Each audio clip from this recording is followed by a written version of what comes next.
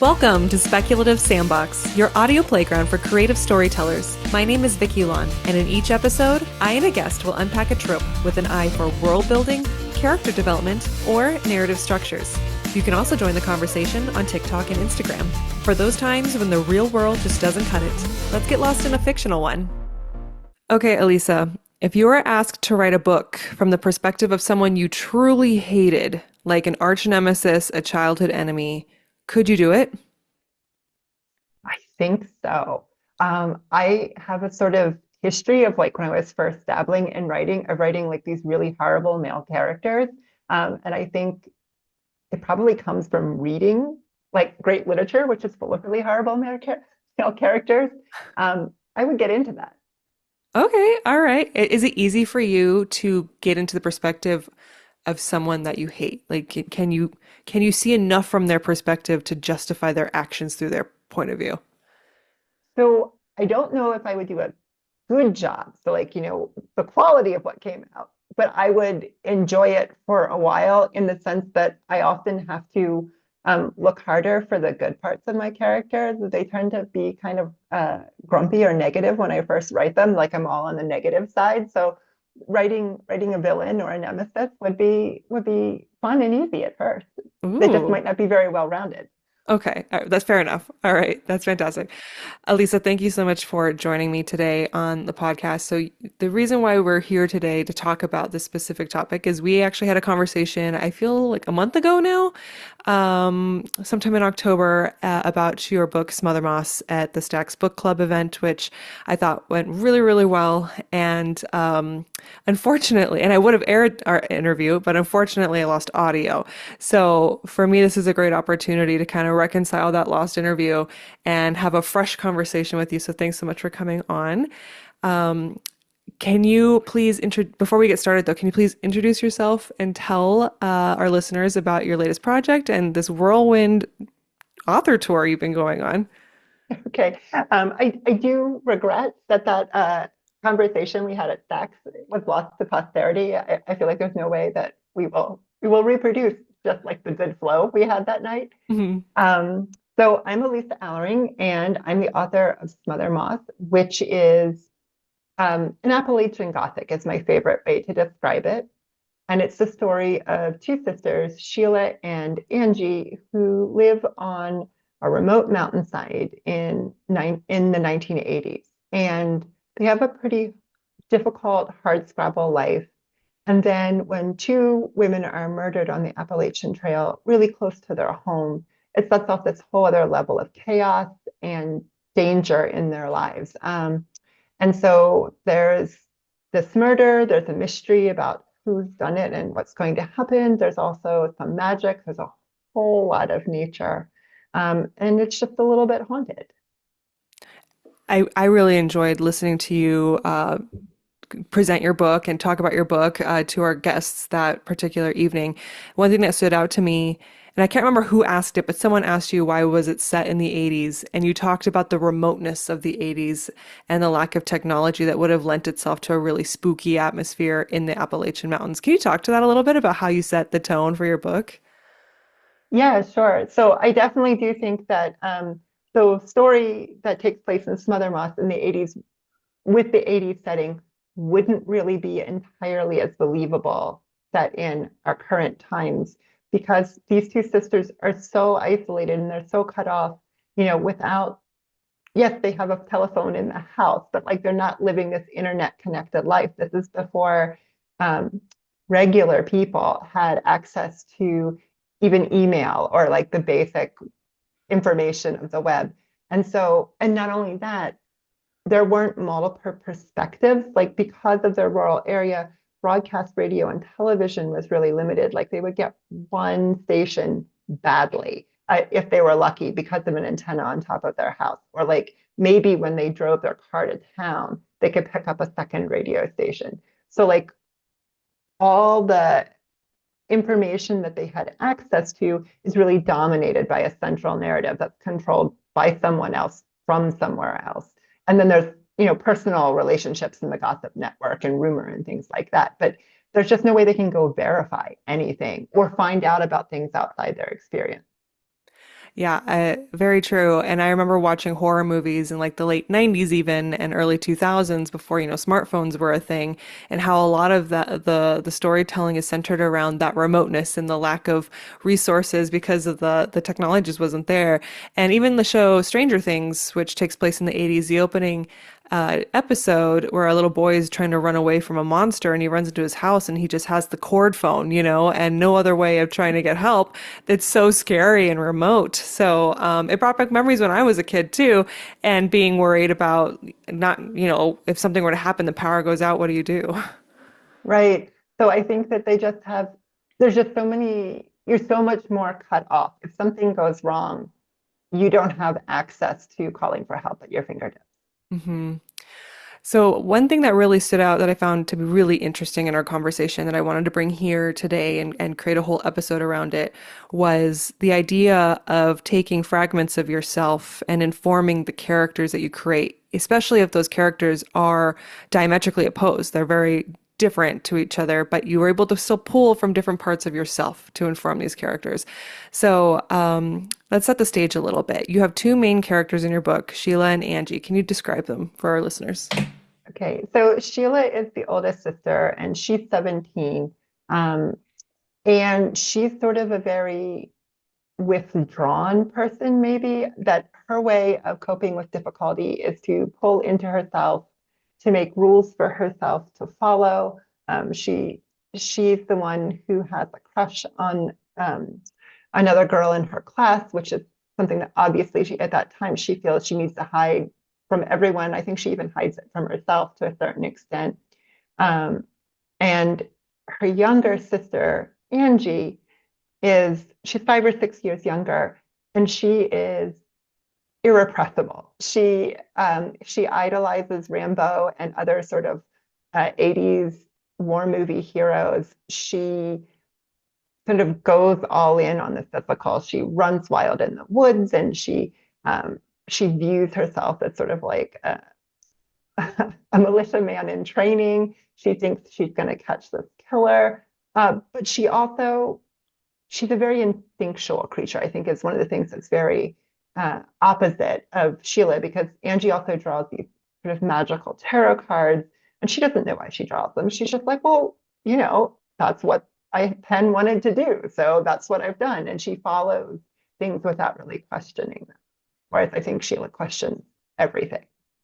So I'll ask you the question I think you had the chance to answer before, which was which of the sisters do you identify with more?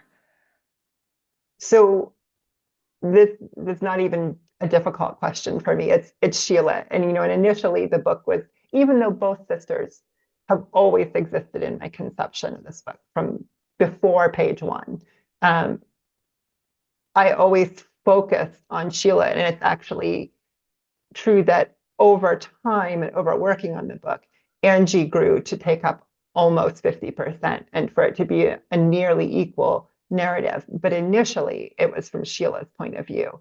And Angie was seen only through Sheila's not very respectful point of view.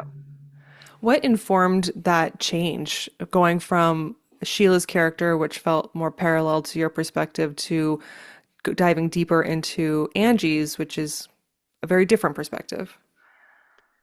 So, I mean, part of it was just that Angie, like from a craft perspective, in order to tell the story I wanted to tell, Angie had to have scenes where Sheila wasn't present, like where she got to do things. And so if it was all from Sheila's point of view, I couldn't have those scenes and those events. So then I have these scenes and even chapters that are all about Angie in her own private world. So to do that, I have to know what's going on with her. And to know what's going on with your character, then you start sympathizing with them. You're like, well, what would it be like to be like that? Like, why would she do that? Why would she behave that way? And so I got to know her better, sort of from her own perspective. As you were crafting Angie, there's a lot of authenticity to both of your characters. But to reach that authenticity, what parts of you did you examine to flesh out Angie? So that's a bit backwards, maybe in the sense that I don't think it was until I was finished that I realized with a certain amount of embarrassment that, oh God, Angie's me. two.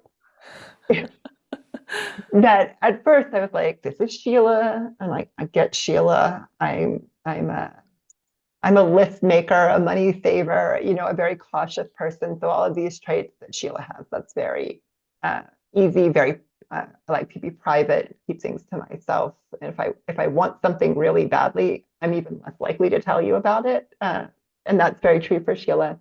And so Angie, I'm like, well, that's her diametric opposite. But then once the book is done, it just feels embarrassingly revealing to me that I've actually put this whole other side of myself into Angie without maybe the sort of military heroism. I don't know that that was ever a part of my fantasy world. Isn't that awesome how therapeutic writing can be from a writer's perspective? So I think that definitely was therapy because I was completely scarred by those 1980s nuclear apocalypse movies and just the whole idea of the Cold War and the fact that, like Russia versus the US and the bomb and all of that. Like that stuff was on television all the time. And like not something that like somebody who was 8 should have been watching, but I totally was. And so to that was one where like I got to take it back. I was like, well, what if you weren't afraid of that? Like, what if you bought into it? Like, what if you thought that was awesome? So that was a way of sort of relieving stress for my younger self, I guess, to give her that fearlessness. Gotcha.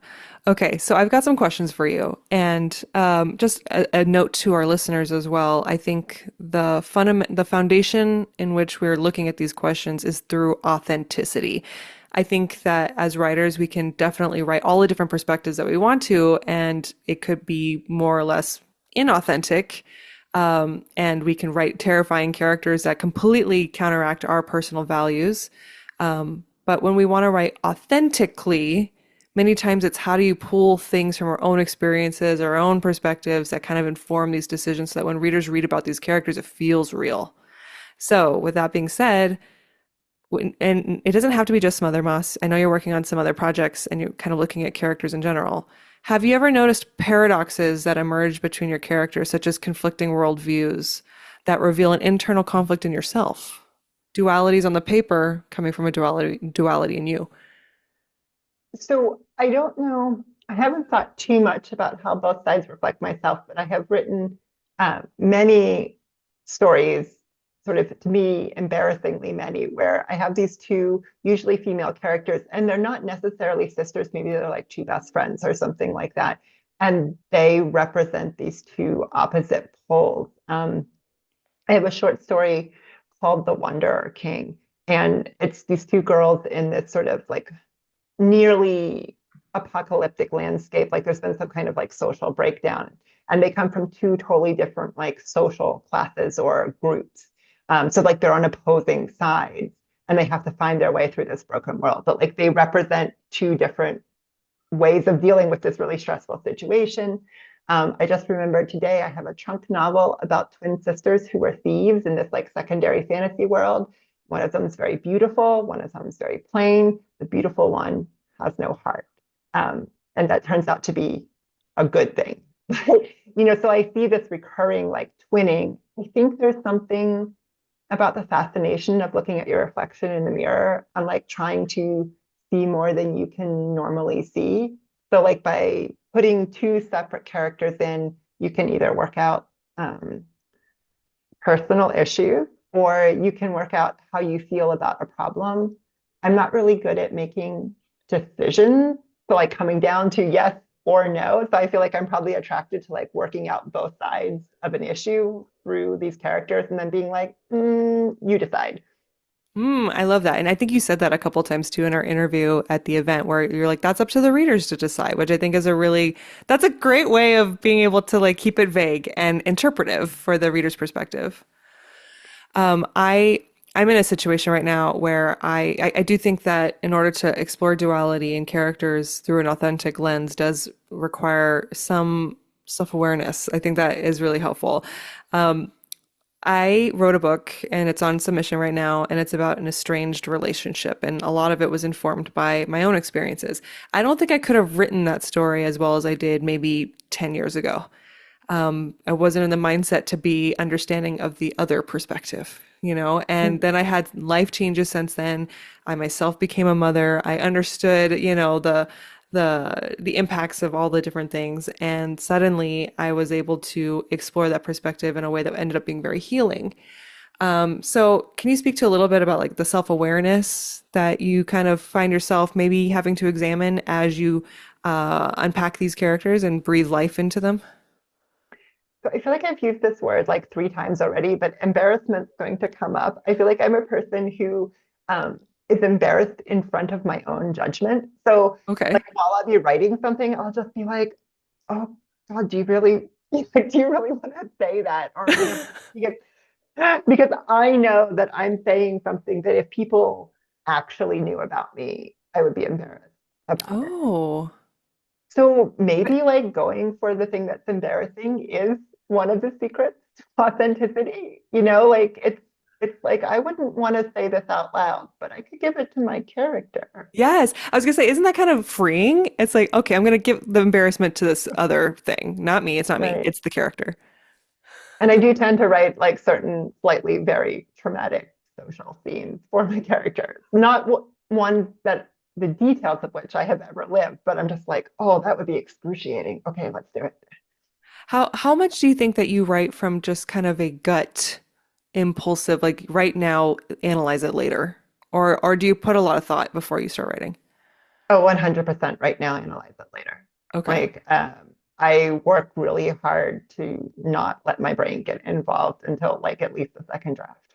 Oh, I need to take advice from you. I'm thinking too much and I can't get this draft off the ground, but that's okay. Well, and something that was really impressive too was someone brought up about the sister dynamic, how we get the internal thought processes of and Sheila and Angie, and but Sheila thinks more about Angie, whereas Angie doesn't seem to think at all about Sheila.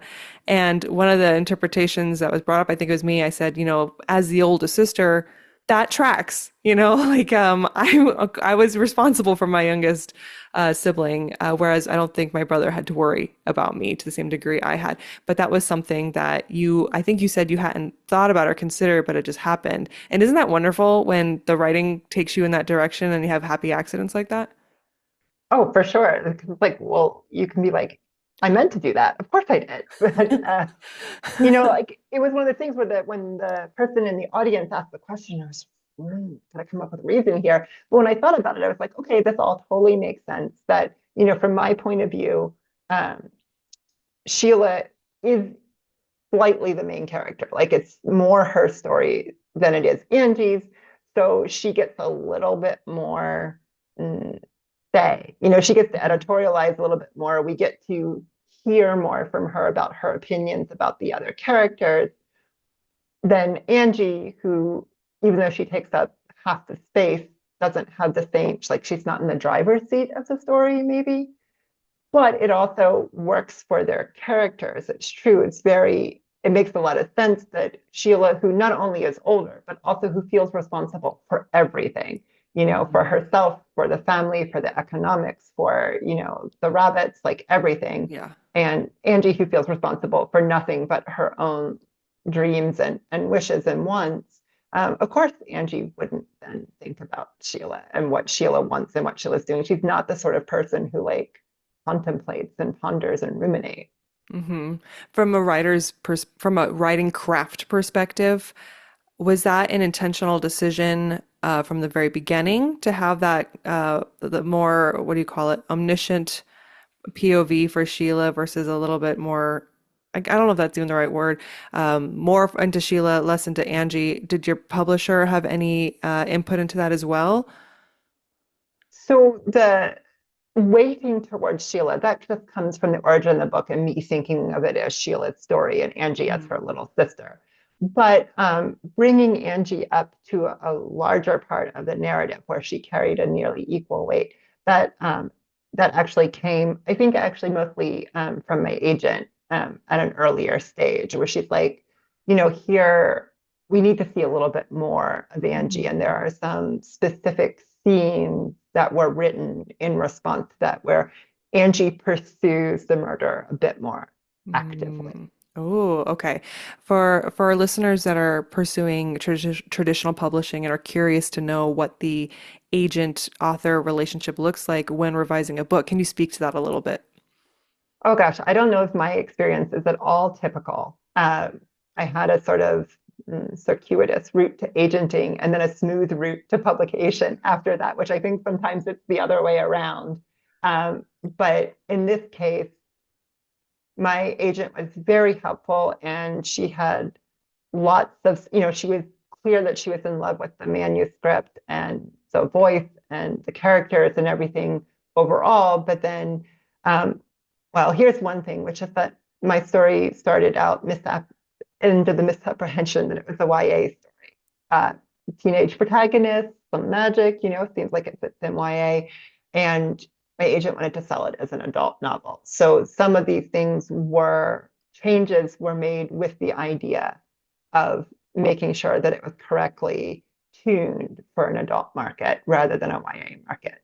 And I think it was absolutely the right decision. I'm very happy that this is where it's ended up, and it seems to fit there really better than it would in YA. But you don't always know what you're doing Hmm. that's why you have an agent. Yeah. Okay, so then how did the publisher, the editor relationship compare to the agent? So they went through the agent, made some changes, and then what does the publisher end up doing before it goes to print? So I think in many cases, I know many authors who have really great working relationships with their editors. And my editor, Elizabeth DeMio at Tin House, is wonderful, but we didn't have a lot of changes. There were very slight alterations um, because the book had been polished so much before it got to them. We did a lot of copy editing and things like that. We adjusted some language here and there. I think the biggest thing there was, again, a little tuning for the adult market, which is that Bonnie, who is the girl's mother, who you don't really hear much about, but we gave her just a little bit more interiority as being one of the only adult characters who also matters. Okay. I look forward to, if I get to that step, seeing what the difference is between a publisher and agent. I've had a fantastic agent who has held my hand and got me through a major rewrite last year. And so it is when for writers that are trying to get agents right now, they talk a lot about, the agent needs to love your book because they get really into it and they have to read it over and over and over and over again. It really does matter. And I found it to be very helpful when I was in the trenches. Okay, so this next question is, and maybe this relates or not to your experience, but how do you set boundaries between yourself and your characters, especially when they embody qualities or ideas you don't really agree with or feel comfortable expressing? So maybe you'll tell me more what you mean by like setting a boundary between them. I would say I think that there is confusion sometimes when readers or viewers of actors they kind of merge the two. You know what I mean? So I guess the question starts from when you write it to when you start promoting your books. I guess like how do you deal with that? Yeah, okay. So I think in some ways that hasn't been much of a problem from the public perception Okay. side. And I'm guessing it's because the characters are teenagers and I'm very much not. So no one looks at me and thinks, oh, you're talking about yourself. Although if you line up the timeline, it's close enough that I could be talking about my childhood. Um, but I'm now the book that I'm working on right now features um, a female protagonist in her 40s, and I'm like, well, will people think that she's me, or I'm thinking, how much is she me? And I've really been working on some character development lately, and I got tracked back to some advice from Margot Livesey. It was in her book called, I think, Hidden Machinery, and I had written down some notes. And like she said something about building characters, and that she always puts a bit of herself in it. So some trait or something that she likes or some piece of history, but also something that is absolutely not like her. And Mm. so like the part that's like you helps you feel grounded and get started. It's like something you can identify with. But then something that's so clearly not like you, so like maybe I would say somebody who hates cats. That could Mm. never be me. But if you give your character some trait like that, then you absolutely have to leave your own experience and exercise your imagination in order to explain. So, like, you get this thing where you're like, I can feel close to the character because this part's like me, but then you have to do the imaginative work if you give them something that's not like you. Mm. So I've been thinking a lot about that and about this new character and like, okay, I know she's like me, but I'm going to give her these things that are completely Mhm. not like me. And hopefully that means no one will get confused because they'll be like, oh, well, you were never in a punk band. Do you think as a writer, writing about a character that's so different than you could inspire you to change? Can you influence yourself? So when you realized that Angie was you, did that kind of make you second guess and question yourself and lean into some of the traits that Angie had that maybe you weren't quite aware was you? I don't know if it's made any concrete change in my current life. I feel like maybe it did help me be a little bit more like self-accepting of certain parts of myself. Because, we all have these, I believe we all have these definitions of ourselves of like, this is who I am, especially after you're like sort of past your 20s and you're sort of settled into an identity for yourself. Um, that I would be like, I maybe have disowned in my consciousness the parts of me that are Angie. And it's like, oh, I guess, yeah, okay, I am like her. Um, but I don't know that it makes me, so having done that, like having like reintegrated her, um, I don't know that it makes me braver on a day-to-day basis. I think the only thing that maybe is affected is like more the overall worldview, which is that I'm a terribly pessimistic person. Just like on a daily basis and just projecting into the future. And I try to make my books like not quite as miserable as I actually am. Okay. So like maybe they're a little bit more hopeful. And I know that's terrible because maybe Smothermoss isn't even the most hopeful book, but like there's There some is hope hope. in there. Yeah. And so like maybe I'm trying to convince myself. But that's remarkable if you identify as a pessimist, but you write optimistically. That's cool. That's an interesting, the fragments of your personality kind of working themselves through different mediums. Well, and I'm trying to write a story that isn't necessarily what I believe, but what I would like to believe, I guess. Okay. Okay. And I think that's beautiful. Okay. So then, uh, I guess okay, we talked about optimism, which is a wonderfully optimistic viewpoint. How do you stay authentic when you're creating flaws or biases in a character, especially when they may reflect some of your own qualities? So let's say you leaned into the pessimism. How do you keep the authenticity and honesty, I guess, with yourself? It's like a hard mirror to look at. Right. I feel like I want to be like, well, I'll tell you when I finish the next book because I'm probably getting more into that. You just write, you just don't think, right? We said earlier, you just get it out there and then you look back on it later and kind of analyze what you did because that helps. that's that's true. And I try, it takes a while and it's sort of like an alchemical process. But when I'm writing, I try to get into a space where I have actually shut down my critical brain. Like this doesn't work every day and it doesn't always hold up for very long. But if I'm in that space, like if I've created that bubble with strong enough walls, then I tend to be able for that moment to write fairly honestly about some experience or perspective. So, like, think about the way someone who's writing a really honest memoir, like there's some real, like, uh, raw, telling it all kind of like memoir out there right now. And so, even though I'm fictionalizing, I'm still trying to tell things as clearly as that.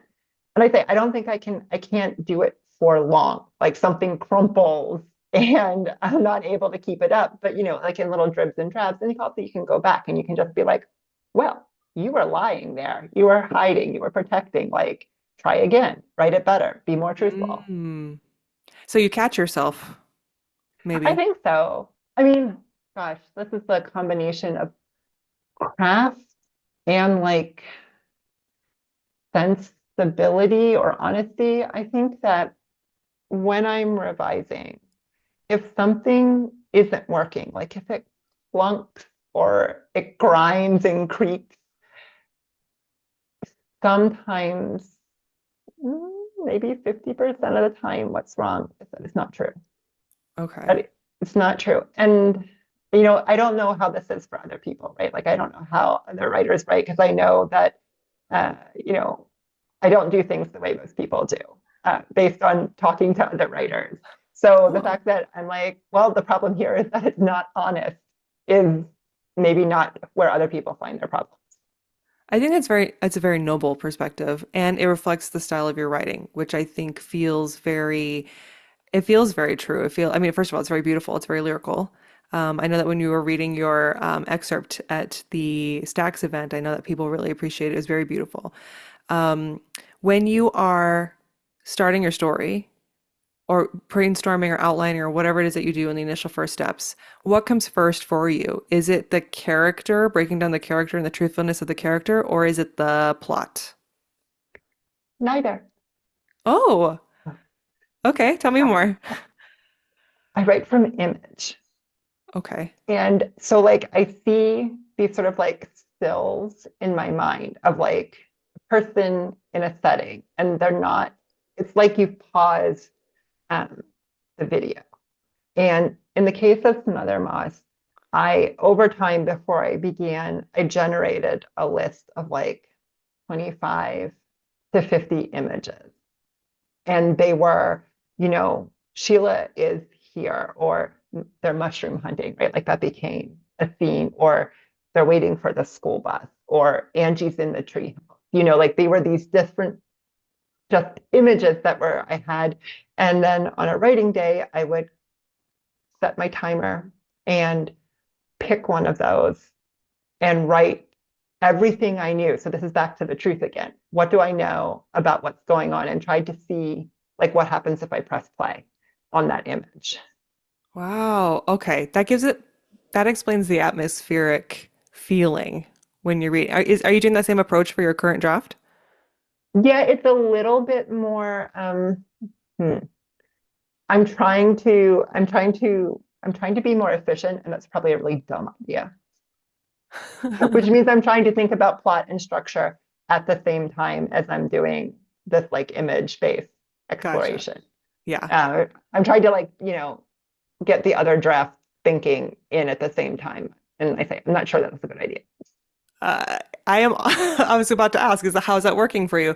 Because I am also approaching my follow-up projects a little differently than I wrote this first book, and I'm struggling a little bit because I think I'm thinking too much. I know too much after going through the process. Do you find yourself in that similar situation now?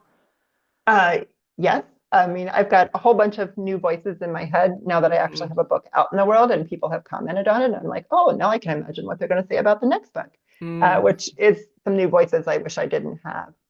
But the other thing is I've been saying to myself, you can't think your way out of it because I know that I have spent time in previous projects before Smothermoss sort of staring at sticky notes on the wall or plot lines or whatever and trying to solve the book. And it's never, for me, it's never a good idea. And that's never where the solution comes.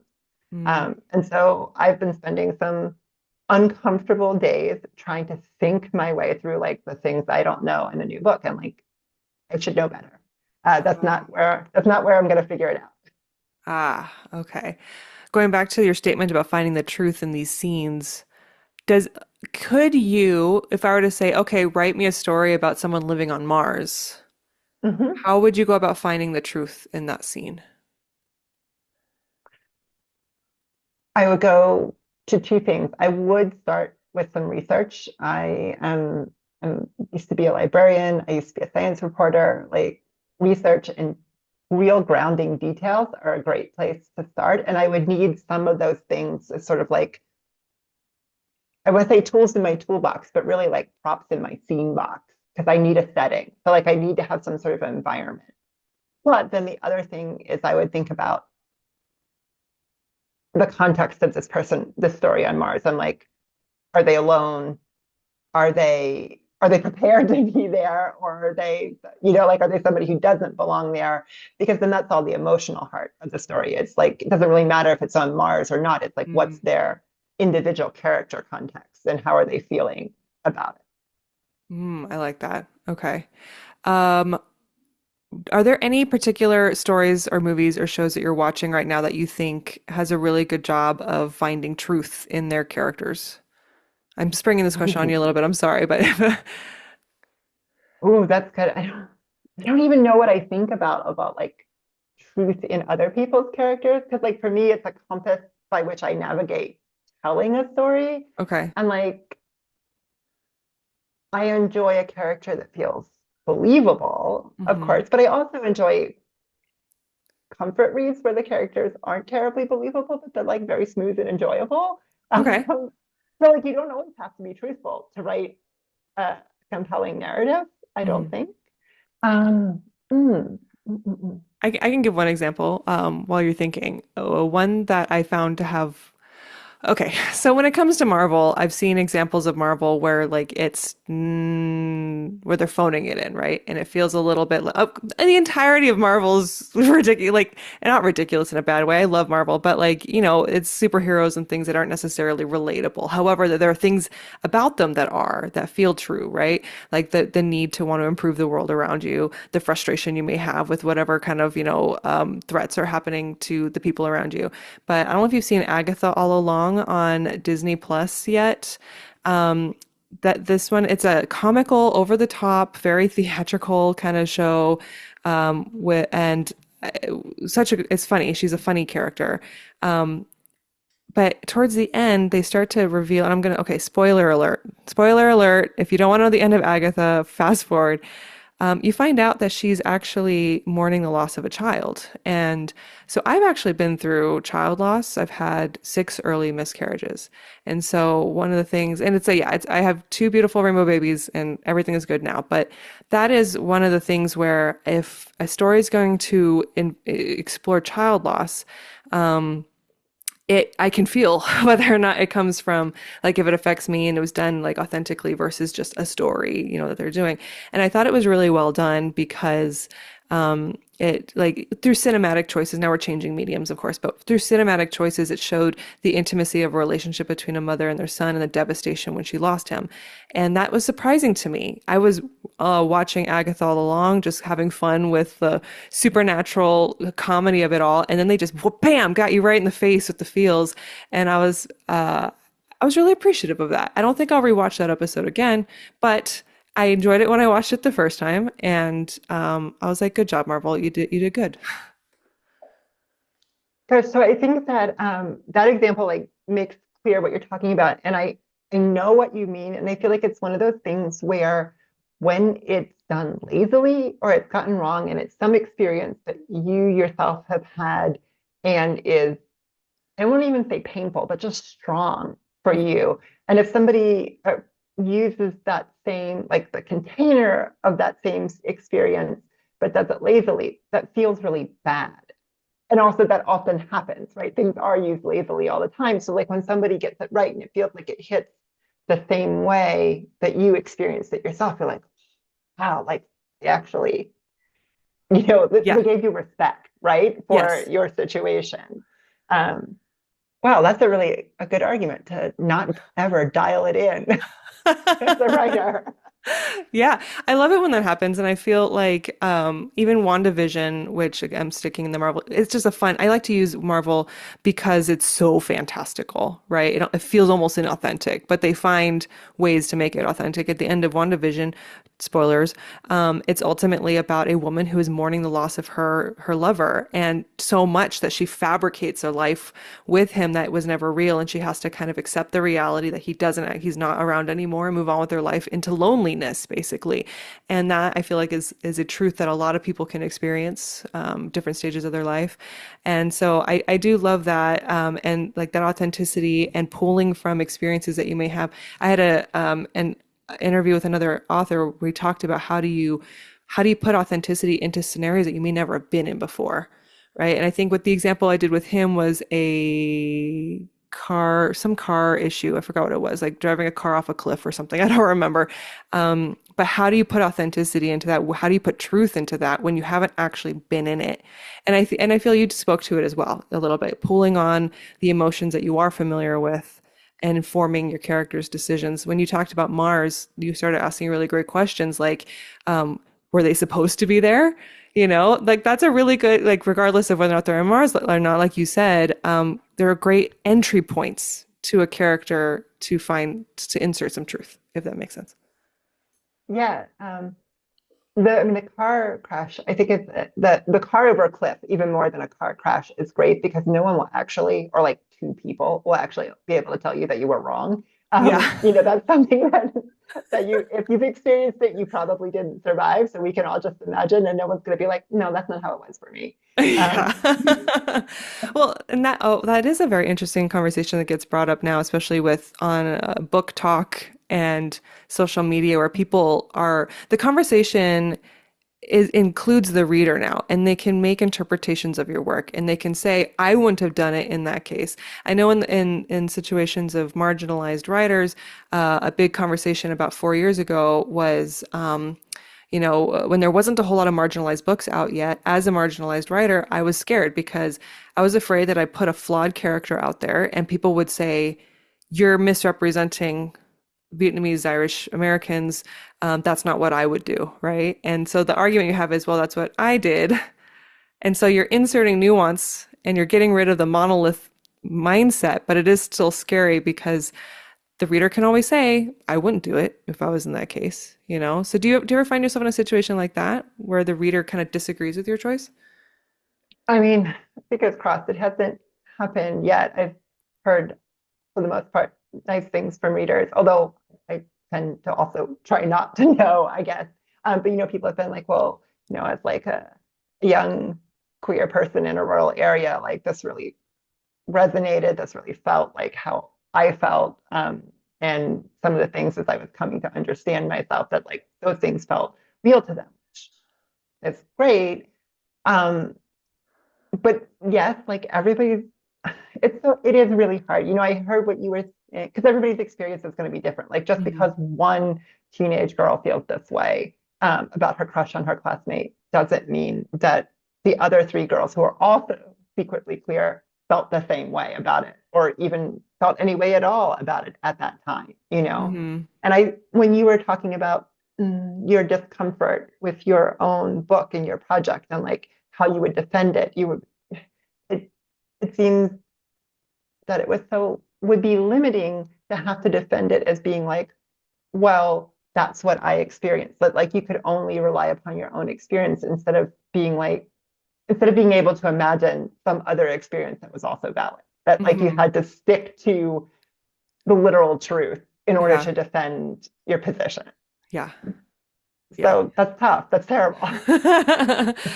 And I think it's getting better. I think because I think that there's more complex points and arguments and perspectives. As more books are being published, you're seeing different interpretations of similar identities, and that helps a lot. I also come from a culture where there's a lot of comparison and perfectionism. And so part of me was worried that that was an expectation as well. If you're going to represent this and represent this dynamic, then it better be the perfect thing that we all compare each other against. And that's not fair, right? There's lots of people that don't like comparison is a thief of joy. And so there's bravery to being truthful too. Um, but I think that's also the joy of having that conversation now these days with readers. You have the ability to present a case. A reader can respond the way that they want, and all perspectives are out there. It's like yeah, you wrote yours at least, and it's there. Yeah.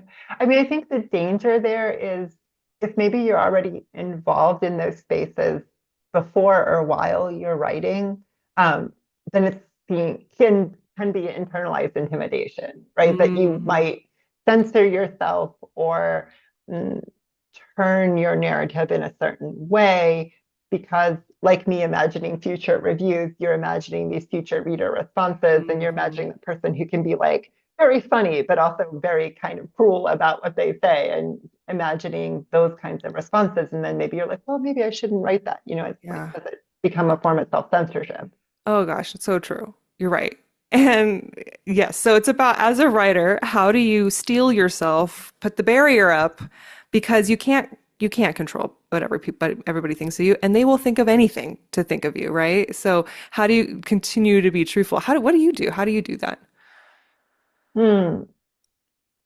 So one of the things I think goes back to writers like way long ago before there were so many more opportunities to interact with readers is that people who wrote memoirs or even who wrote sort of thinly disguised autobiographical fiction, they were always worried about what the other participants in the story. So like if you wrote about your family, like would your sister say, that's a really mean way to like think about me. Like, and you're like, well, but Angie's not you. And she'd be like, oh, come on. Like, she's totally me. And like, I wasn't that ugly. I wasn't that rude. I wasn't, you know.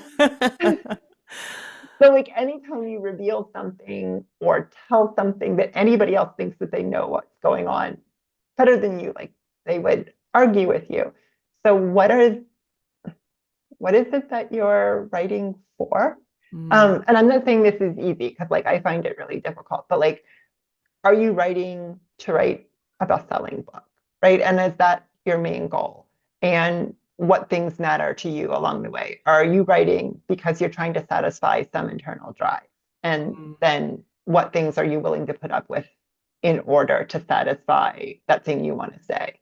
I mean, some people are willing to put up with an awful lot of abuse, way more than I would be, because they have something they really feel like they need to get off their chest. And I sort of admire that in some way. I do too. All right. Well, my gosh, I thought this was a really great conversation. I think we did it again. We had a good conversation the first time, and I feel like we did it again. So thank you so much. Alisa, can you share with our listeners how they can find you if they want to read your book, follow you on social media? Sure. I mean, my book is hopefully available everywhere. It's on Amazon. It's at Barnes and Noble. It should be at your local indie bookstore. Indie bookstores have been very supportive, so like I would suggest starting there. Also, there's an audiobook with Mm. Susan Bennett is the narrator, and she's done a really good job. So if you would prefer to listen rather than read, I think it's maybe only like 7 hours. It's not like a huge ordeal. Take a couple of walks and do your dishes and get a Smothermoss that way. My website, alering.com, and I'm mostly active on Instagram under my name. Awesome. And do you have any final words about putting yourself into books, fragmenting fragments of the author that we didn't cover? Well, in case there are writers listening, I'm going to actually leave you with a writing exercise in a Ooh. way, which it came up to me when we were talking about truth and authenticity. I teach whole novel workshops through the Highlights Foundation. So I work every year with a number of people who are sometimes writing their first novel, and I have to encourage them to dig deeper. And this exercise came from my friend and fellow author, Ashley Hope Perez. But what it is you look at some scene and you say, yes, but what does my character really want? And you write the answer to that. And then you say, no, what do they really, really want? And you write the answer to that. And then, but that's not it. What do they really, really, really want? And you keep digging. You don't take that first answer. Um, and this often really provides results that you find out not what the character says they want and not what they think that they want, but what they actually truly want. And I think it's great for uncovering the truth. Wow. Okay, that's a great exercise. All right, writers out there, make sure you follow this exercise, and I'm sure it'll open up new worlds and possibilities for their story. Alisa, thank you again so much for joining me today. I'm glad that we got to have this chat. I hope you have a wonderful week. Listeners, thanks for tuning in, and there'll be another one next week. I'll talk to you later. Bye.